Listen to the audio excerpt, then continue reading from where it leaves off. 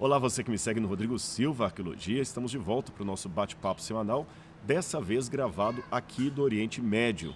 Você sabe, várias semanas eu passarei fora do Brasil e até que eu volte, então, vou gravar os vídeos aqui da Terra Santa, de algum lugar.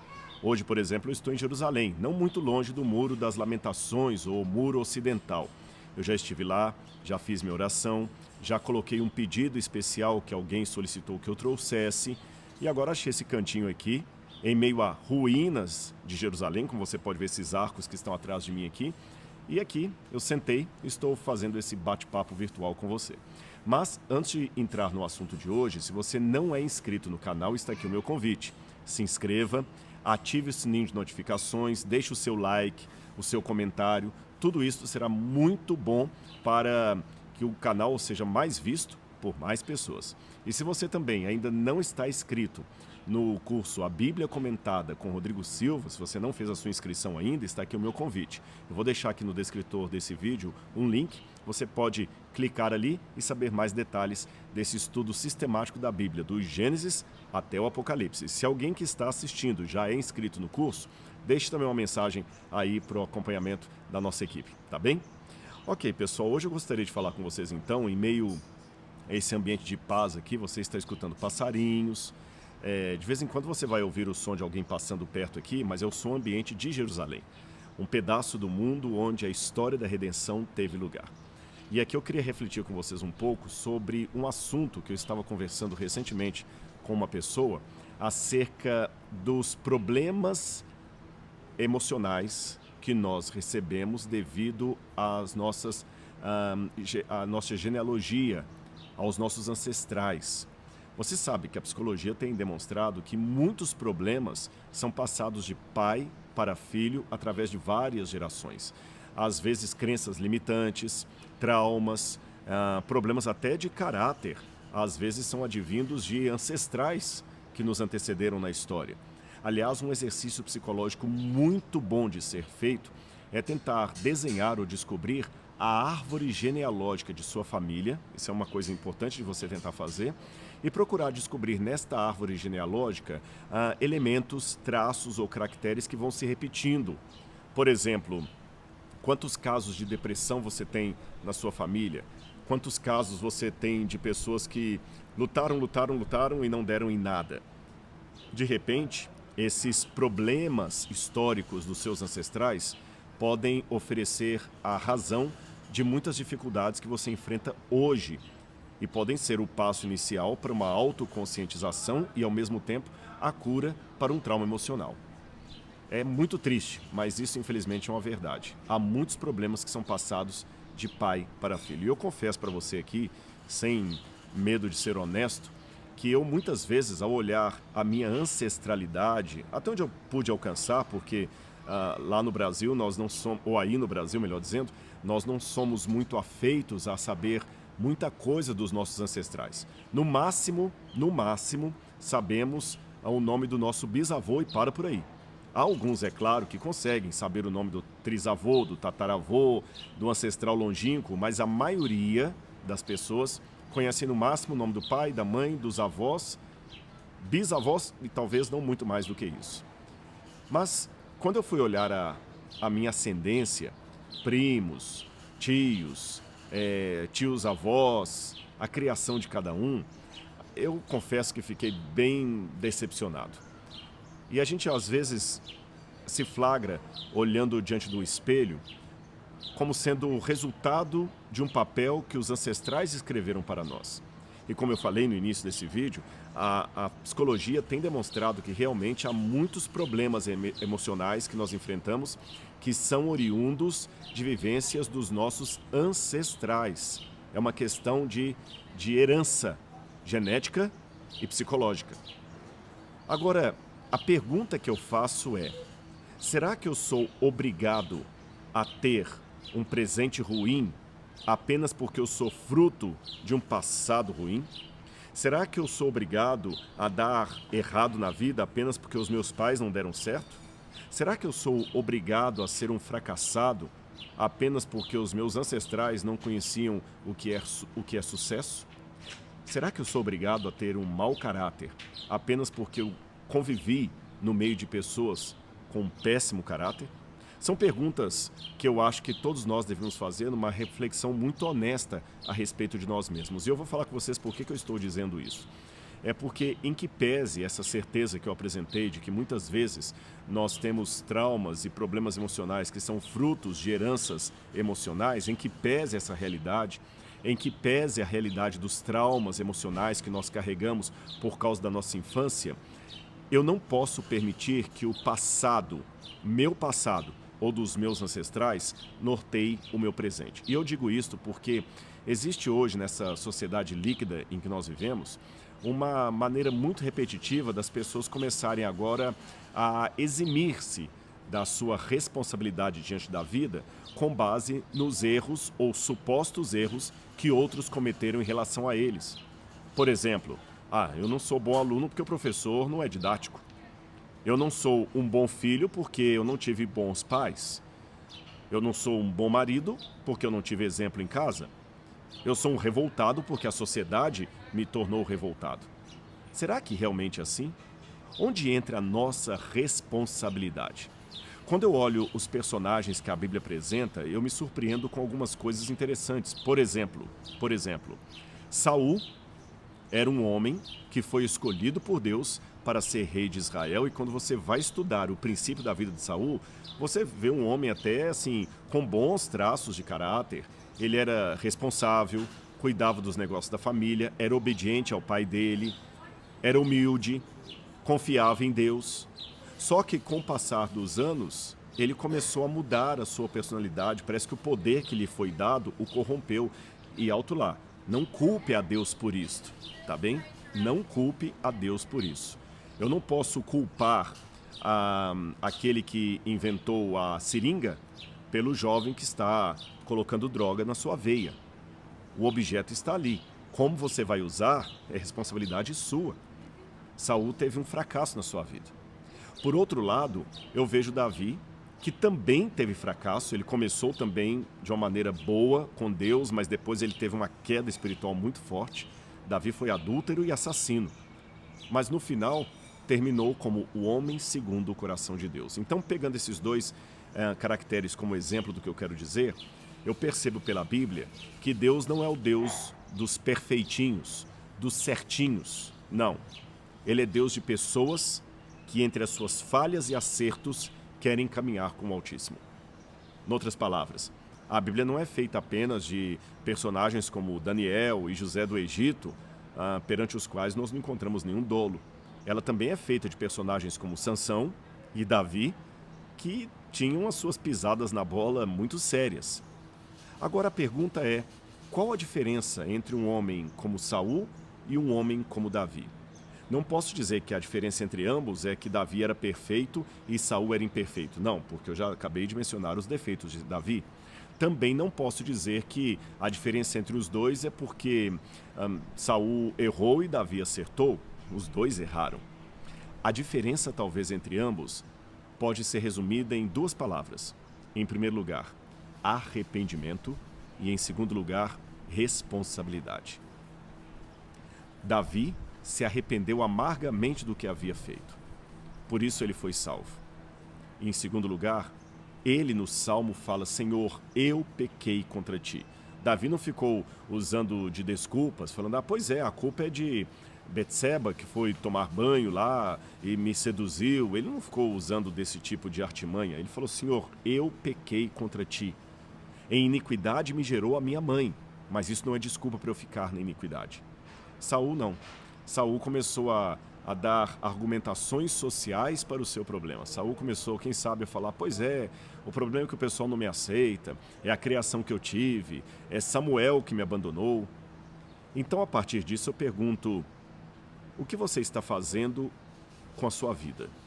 Porque mais importante do que o que os seus pais fizeram com você, é o que você faz a partir disso. E ancestralidade ruim por ancestralidade ruim, eu posso me valer do exemplo máximo de Cristo. Quando eu vou ao Evangelho de Mateus, eu estou com a Bíblia aberta aqui, Mateus traz a genealogia de Jesus. Ela está em Mateus e você tem outra genealogia também em Lucas. Uma a partir de José, outra a partir de Maria. Quando eu pego a genealogia que está aqui no livro de Mateus, eu vou pegando os nomes aqui e eu percebo que não há caracteres só positivos aqui. Quer ver? Começa assim, livro da genealogia de Jesus, Mateus capítulo 1, Jesus Cristo, filho de Davi, filho de Abraão. Aí começa, Abraão gerou Isaac. Embora aqui não mencione, mas lembre que Abraão também teve o seu problema espiritual. Abraão mentiu para poder salvar sua pele, quase fez com que Sara dormisse com outro homem, porque ele temia apresentá-la como sua esposa e ter problemas por causa disso, ou seja, Abraão foi fraco.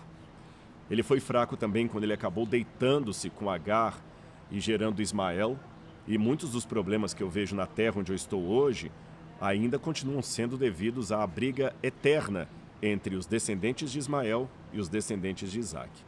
Olha o que Abraão acabou projetando para o futuro devido ao seu vacilo na fé, mesmo sendo o pai da fé. Aí continua, Isaac gerou Jacó. Isaac também teve os seus problemas. Lembra que Isaac foi um pai que amava mais um filho do que o outro, embora não admitisse, e isso trouxe um transtorno de família. Aí vem Jacó. Jacó não preciso nem falar. O enganador que enganou seu irmão, que enganou seu pai, que ficou fugindo, Jacó. Jacó gerou Judá e seus irmãos. Judá, se você se lembra, foi aquele homem que acabou depois tendo uma relação sexual com a sua nora, que se fantasiou de prostituta à beira do caminho, porque ela queria gerar descendentes. E antes que você fale, sim, mas foi ela que o enganou, correto, mas ele estava se deitando com uma prostituta no meio do caminho, um homem que era para ser da linhagem sagrada. E Judá gerou Pérez, Zerá, que foi mãe de Tamar. Tamar é justamente aquela nora de Judá que se deitou com ele, pretendendo passar-se por prostituta para ter um filho, a partir da geração ali da família do esposo que havia morrido. Então, olha o tipo, eu até vou falar de uma maneira pejorativa, o tipinho de gente que está na ascendência genealógica de Jesus. Vamos continuar. Aí depois fala de Pérez, gerou Esrom, Esrom gerou Arão, Arão gerou Aminadab, que é um nome complexo, gerou Naasson, Naasson gerou Salmão e assim por diante. Aí fala, Salmão gerou Boaz, cuja mãe foi Raabe. Olha que interessante. Pouquíssimas mulheres aparecem na genealogia. Pouquíssimas. E as que aparecem são mulheres que, se você pegar o passado delas, tem algo socialmente reprovável. Já falei da Tamar, que se fantasiou de prostituta e ficou à beira do caminho ali para ter um filho com o sogro. E você tem aqui Raabe, a mãe de Boaz. E quem foi Raabe? Justamente aquela dona de uma estalagem ou prostituta. O termo hebraico ali dá para ser interpretado de duas maneiras, como prostituta em Jericó ou dona de uma estalagem. Ela, talvez, se fosse prostituta, seria, quem sabe, uma prostituta cultica, um amuleto para os soldados de Jericó, que eram inimigos do povo de Israel. Raabe, aquela mulher. E eu sei que ela se converteu, mas eu estou falando de pessoas que tinham um passado que não é nada apresentável do ponto de vista social. Você está entendendo? Eu não estou aqui pejorando essas pessoas pelo passado delas. Eu estou apenas abrindo o jogo que são ancestrais. Que se estivessem na sua família, você não gostaria de apresentá-los se fossem ler a sua lista genealógica em público. Quem sabe se você fosse candidato a um cargo público ou a um prêmio Nobel. Ninguém gostaria de falar o seguinte, olha, eu quero agradecer aqui a minha avó que foi prostituta, a minha outra avó que se fingiu de prostituta para dormir com o sogro dela. Ninguém falaria isso, você até esconderia isso. Sabe aquele lado podre da família que você tem até vergonha que as pessoas saibam que existe? Pois é, vamos continuar a genealogia de Jesus. Aí, Raabe, que era mãe de Boaz, o Boaz acabou casando-se com Ruth. Outra mulher citada aqui. E Ruth era o quê? Moabita. Eu sei que para nós a história de Ruth é muito bonita e a gente sempre pensa em Ruth como uma boa mocinha, né? Uma donzela que depois se casou e ficou viúva, e a gente torce pelo amor entre ela e Boaz, aquela história linda de Ruth, mas não se esqueça, Ruth era moabita. E falar na Bíblia que você tem uma mulher moabita na ancestralidade do Messias é um negócio muito complicado. Porque os moabitas eram inimigos mortais de Israel. Inimigos mortais. Eles não aceitavam isto facilmente. Eu que vejo aqui, às vezes, os problemas entre árabes e israelenses, ou com palestinos também, há poucos dias atrás, aqui pertinho de onde eu estou, jogaram um coquetel Molotov no Domo da Rocha só para poder atrair a atenção da mídia e criar uma outra intifada, uma guerra entre árabes e judeus. Há poucos dias aqui, aconteceu pertinho de onde eu estou, muitas pessoas foram presas, machucadas, quase que teve uma guerra civil aí. Foi, graças a Deus, apaziguada. Isto numa época em que os muçulmanos estavam realizando o Ramadã, o mês sagrado do jejum, e os judeus a Pêssar, a época da Páscoa. Então você vê, então nesse contexto, dizer que uma mulher de Moabe era ancestral do Filho de Deus, era complicado. Aí a Ruth gera Jessé, que por sua vez é o pai de Davi. Davi, já falei, um homem que tem no seu currículo assassinato, adultério, mentira, um pai fraco, que não teve cuidado nem dos próprios filhos, um homem que, apesar de ser segundo o coração de Deus, foi impedido pelo Senhor de construir o templo porque ele tinha as mãos sujas de sangue, o sangue de Urias, que ele mandou matar. Aí vai continuando, depois fala de Salomão, que, apesar de toda a sabedoria, teve uma queda espiritual na sua vida, um fracasso, não é? E Salomão, ele acabou tendo muitas mulheres, promíscuo. Salomão, apesar de sua sabedoria, teve um momento de fraqueza tão grande que chega a dar vergonha. E Salomão vai gerar a Roboão, numa época em que os nervos estavam à flor da pele por causa da cobrança de impostos. Roboão também não era um bom exemplo, apesar de ser rei. E vamos continuando. Depois vem Manassés. Puxa vida, um rei terrível, Manassés. Alguns acreditam até que provavelmente Manassés seria aquele que mandou matar Isaías, cortado ao meio, mandou sacrificar o seu filho, um rei terrível, que se arrependeu depois, mas terrível. E assim veio a Babilônia e outros mais. Aí fala de um outro Jacó, que não é o Jacó patriarca, que é o pai de José, marido de Maria, da qual nasceu Jesus, que se chama o Cristo. Interessante também, eu não mencionei, num determinado momento também fala de Davi, e fala de Davi da seguinte maneira, eu esqueci de mencionar isso aqui no verso 8. Jessé gerou o rei Davi gerou a Salomão, cuja mãe foi aquela que tinha sido mulher de Urias.